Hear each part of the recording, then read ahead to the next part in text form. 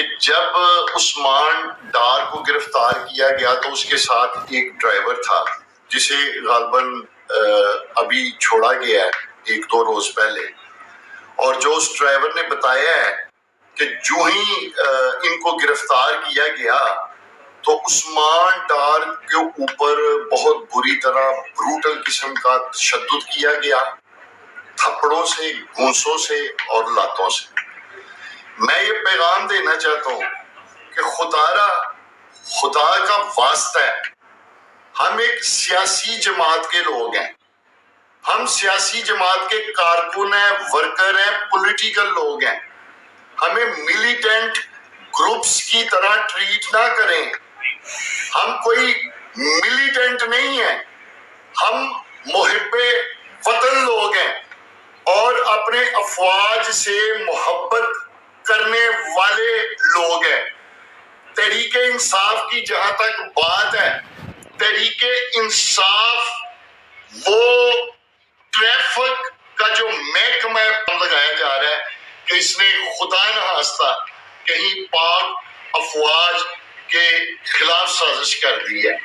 تحریک انصاف کے لوگ پاکستان سے محبت کرنے والے لوگ ہیں، اپنے افواج سے محبت کرنے والے لوگ ہیں۔ میں یہ گزارش کرنا چاہتا ہوں کہ جب کوئی قتل ہوتا ہے تو مقتول کے قاتل پکڑنے کے لیے اس میں یہ دیکھا جاتا ہے کہ اس قتل کا سب سے زیادہ بینیفیشر کون ہے۔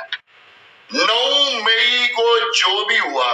اس کا سب سے زیادہ پولیٹیکل بینیفیشر جو ہے وہ مسلم لیگ نون ہے، مسلم لیگ نون۔ اگر آپ کو رانا ثناء اللہ کے الفاظ یاد ہو جس نے یہ کہا تھا کہ اب یا عمران خان رہے گا یا ہم رہیں گے، اور ہم اب عمران خان کے لیے کسی حد تک بھی جا سکتے ہیں۔ میں یہ عرض کرنا چاہتا ہوں کہ تحریک انصاف کے خلاف سازش ہوئی ہے، پتہ نہیں کہاں بیٹھ کے ہوئی ہے، یہ کن لوگوں نے کی ہے کہ ایک مظلوم محب وطن اور اپنے افواج سے محبت کرنے والی جماعت کو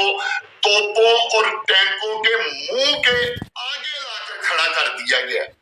میری یہ اپیل ہے، یہ گزارش ہے کہ خدا را ہم محب وطن لوگ ہیں،